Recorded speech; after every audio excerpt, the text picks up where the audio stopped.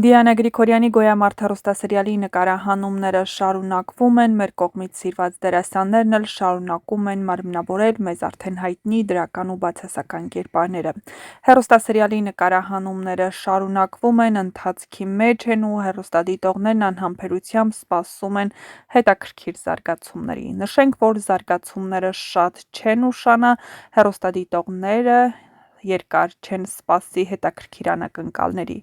Ավոն այսքան տարի անց վերջապես որոշել է պարզել, թե ուր է իր եղբոր որդին ու անակնկալի է գալիս, երբ պարզվում է, որ նա ողջ է ու տարիներ առաջ չի մահացել։ Բնականաբար հաջորդն այն է լինելու, որ նա պարզի, թե ով է այդ երեխան ու հավանաբար հենց Ավոն է առաջին մարդը լինելու, որ պարզի, որ իր եղբոր որդին, ում այսքան տարիներ նա համարել է մահացած, իսկ հայրը փնտրել է,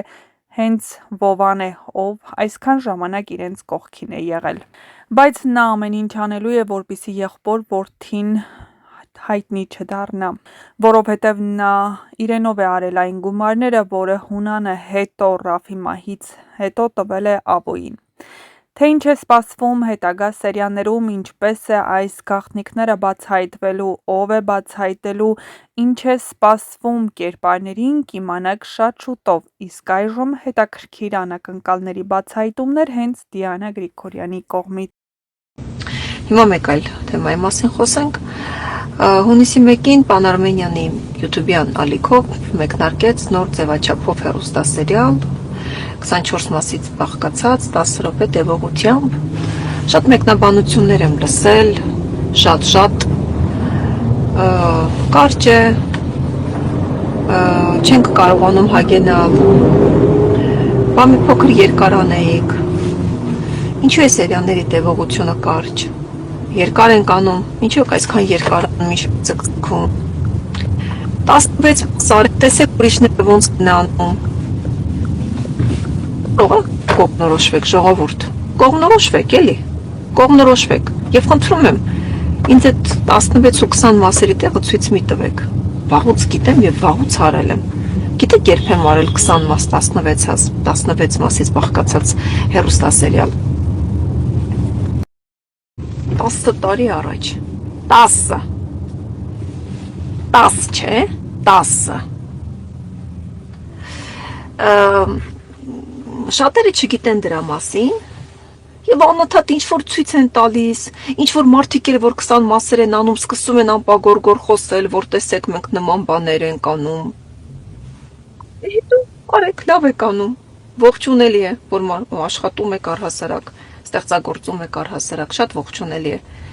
Շատ ավելի ողջունելի կլինի, որ ձեր միտքը գործածեք։ Շատ ավելի ողջունելի կլինի։ Գրքեր շատ կարդացեք, պաշարը ավելացրեք եւ ստեղծագործեք։ Ուրիշներից մի վերցրեք։ Բայց եթե անգամ վերցնում եք եւ կարողանում եք գեղեցիկ սկուտեղով մատուցել, լավ եք անում։ Բայց մի ասեք էլի, որ մենք սենց, որ մենք նենց, լավ եք անում, արեք։ Մենք այդ Մի հատ եկեք անդրադառնանք իմ երեկվա սթորիներին, որովհետև շատ մարդիկ երևի հակառակն են հասկացել, երբ ես գրել եմ, որ այս փուլը, իմ կյանքի այս փուլը շատ էմոցիոնալ է ու երբեմն ես չեմ կարողանում այդ էմոցիաները կառավարել ու դրանից լաց եմ եղել ամբողջ օրը։ Նախ ուզում եմ ասել, որ լաց եմ եղել ամբողջ օրը ոչ թե նրա համար, որ ինչ-որ վատ բան է եղել, այլ հակառակը։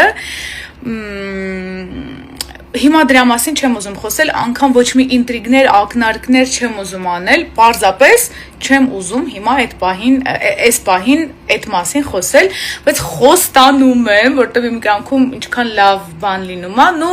բացասականի մասին էլ եմ կիսում, բայց լավ բանի մասին կրկնակի անգամ անպայման ասելու եմ։ Ուղղակի երեք ինձ մոտ շատ տարօրինակ օր էր, օրվա սկիզբը Օրվա սկիզբը ինձ մոտ ինչ-որ տրամադրության անկում էր, գիտեք էդ ինչից է, ես ես ինձ իմ 5 մատի պես գիտեմ, չգիտեմ իպես մարդիկ շատ կան թե չէ, բայց երբ ես ունենում եմ գոնե մի ժամ ազատ, ին մտքերը ինձ հանգիստ չեն տալիս, ես անդադար մտածում, բայց ես սենց անեմ, ինձ անեմ, բավոր սենց լինի, բավորն ինձ լինի, ու այդ բավորները, եթեները այնքան շատ են լինում, որ ինձ պահի տակ խճճացնում են ու ես չգիտեմ ոնց դուրս գամ այդ ուղղակի մտքերից, ոնց դատարկեմ իմ մտքերը, ոնց ինքս ինձ հանգստացնեմ, բայց օրվա ավարտը այնքան գեր էմոցիոնալ էր, որ ես սենց անգամ պահի տակ դատարկվեցի ու չհասկացա ինչա կատարվում ու ոնց տենց եղավ, շատ անսպասելի էր, իհարկե իմ ուրախությանը չափ ու սահման չկա, երևի այնքան անսպասելի էր, որ ես չեմ էլ կարողացել Աստորներս անընդհատ չեն հերիքում, ուզում եմ ասել, որ մինչև հիմա երևի չեմ էլ հասկացել ոնց, ինչի ու հիմա ինչա պետք անել, ոնց է պետք այդ ամեն ինչին, ինչ ռեակցիա է պետք տալ, մի խոսքով ուզում եմ ասել, որ էմոցիոնալ շրջանները մարդու կյանքում ոչ միշտ են բացասական ձև արտահայտվում, այլ նաև ինպես դրական կարող են լինել, ուղղակի իմ նման էմոցիոնալ մարդիկ երբեմն խճճվում են էմոցիաների մեջ ու չեն հասկանում այդ պահին ինչ պիտի անեն, ոնց պիտի լինի, ոնց պիտի ապրեն առհասարակ, որովհետև երբեմն ամենահաճելի ու երկար սպասված բաները անսպասելի են լինում։